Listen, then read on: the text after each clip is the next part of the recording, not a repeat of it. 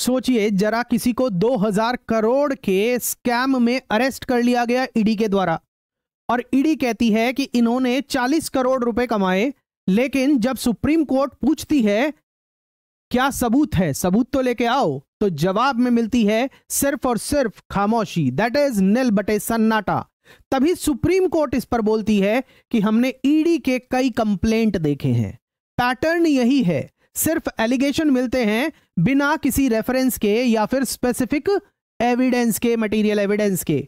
ये कोई स्क्रिप्ट नहीं है, ये रियल कोर्ट ड्रामा है, रियल केस है।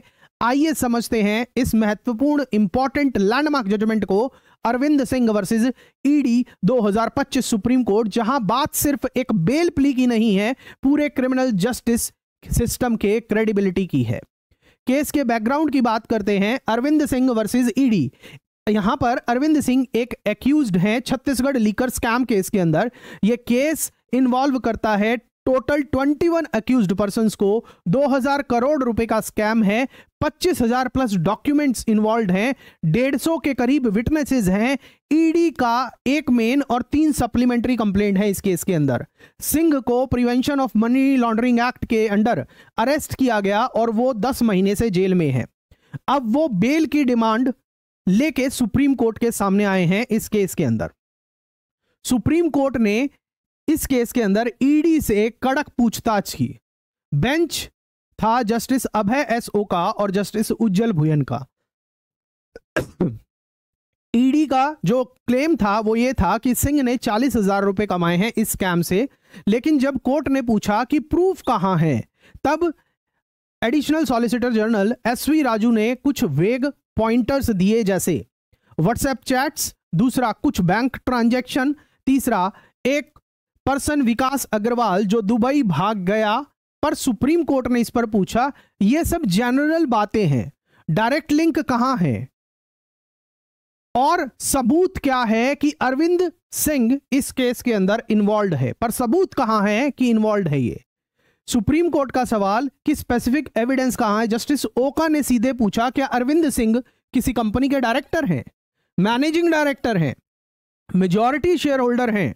इस पर ईडी का जवाब दिया नहीं, पर वो कंपनीज चला रहा था। सुप्रीम कोर्ट ने पॉइंट ब्लैंक बोला, आपने 40 करोड़ कमाने का स्पेसिफिक एलिगेशन लगाया है, लेकिन अभी तक आप इसका एक भी डायरेक्ट प्रूफ नहीं दिखा पाए हैं। और तब आई वो लाइन जो अखबार की सुर्खियां बन गई, हेडलाइन बन गई।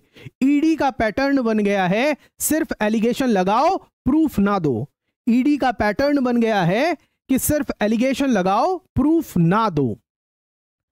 अब इस पर बात करते हैं हम ईडी की सफाई की। इस पर ईडी के क्या काउंटर आर्ग्यूमेंट्स हैं, क्या कहा कोर्ट के सामने। ईडी ने बोला, पहला, स्कैम 2000 करोड़ रुपए का है, बड़ा स्कैम है, इसलिए बेल नहीं मिलनी चाहिए। दूसरा, सिंह काम करता था अनुराग ट्रेडर्स के थ्रू। तीसरा, 900 करोड़ रुपए की बॉटल सप्लाई का मार्जिन था, लेकिन कोर्ट ने पूछ लिया, क्या सिंह किसी कंपनी का पार्ट है? अगर नहीं है तो 40 करोड़ उसके नाम कैसे तुमने बोल दिया? ईडी ने बोला, सिंह का रिलेटिव इन्वॉल्व था, कुछ अलिज्ड व्हाट्सएप चैट भी शो किए गए। बट फिर कोर्ट ने कहा, रिलेटिव होने से क्रिमिनल लायबिलिटी कैसे प्रूव होती है अरविंद सिंह की? ये केस क्यों इंपॉर्टेंट है, इसको समझते हैं। ये केस सिर्फ एक बेल मैटर नहीं है, ये केस दिखाता है, पहला, ईडी किस तरह से अरेस्ट करती है बिना सॉलिड प्रूफ के। दूसरा, प्रिवेंशन ऑफ मनी लॉन्ड्रिंग के अंडर बेल मिलना कितना मुश्किल है। बड़ा सवाल यह है कि क्या एक एक्यूज्ड को इंडेफिनेटली कस्टडी में रखा जा सकता है जब तक एजेंसी इन्वेस्टिगेट करती है। आर्टिकल 21 के हिसाब से हर सिटीजन को क्या राइट है? फेयर ट्रायल का, स्पेसिफिक एविडेंस का और टाइमली जस्टिस का। ये तीनों राइट हैं किसी भी एक्यूज्ड को आर्टिकल 21 के तहत। ये केस पूरा ड्यू प्रोसेस का रियल टेस्ट है, आप इस चीज को ध्यान रखिएगा। Arvind Singh versus enforcement directorate 2025 supreme court case को याद रखिएगा। अब लीगल एनालिसिस समझते हैं for your judiciary exam. Judiciary और एपीओ एस्पिरेंट्स के लिए ये जो केस है सुपर रेलेवेंट है। क्यों? आर्टिकल 21 की इन्वॉल्वमेंट से, क्योंकि वो राइट टू लाइफ और लिबर्टी की बात करता है। पीएमएलए की इन्वॉल्वमेंट से, बर्डन ऑफ प्रूफ और बेल कंडीशन के एस्पेक्ट पर। सीआरपीसी सेक्शन 437 और 439 बेल पावर्स के रेफरेंस में। चौथा, ये case law pre trial detention पर भी इन्वॉल्व होता है। आपको ये केस इन्वॉल्व करना है अरविंद सिंह वर्सेस ईडी अपने जुडिशरी और एपीओ एग्जामिनेशन के अंदर, और आपको एक स्पेसिफिक लाइन भी इन्वॉल्व करनी है। आपको एक कोटेशन दे रहा हूं, आप उसको यूज कर सकते हैं एग्जाम के अंदर। Allegation alone don't prove guilt. Justice needs evidence, not headlines. Allegation alone does not prove guilt.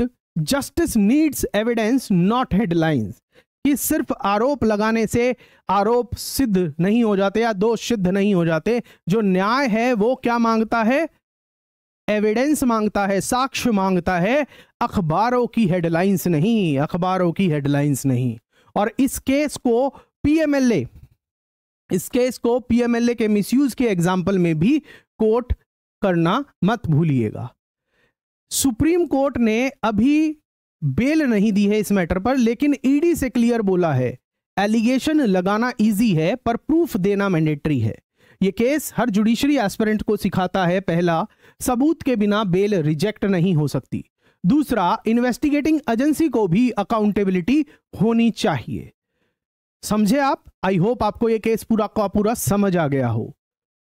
अगर आप लॉ एस्पिरेंट है, सब्सक्राइब कर लीजिए दून लॉ मेंटर चैनल को, और इस वीडियो को भी लाइक कर लीजिए, और उसके साथ साथ कमेंट सेक्शन के अंदर बताइए क्या आपको लगता है कि ईडी सिर्फ पावर मिसयूज कर रही है बिना किसी एविडेंस के कुछ केसेस के अंदर।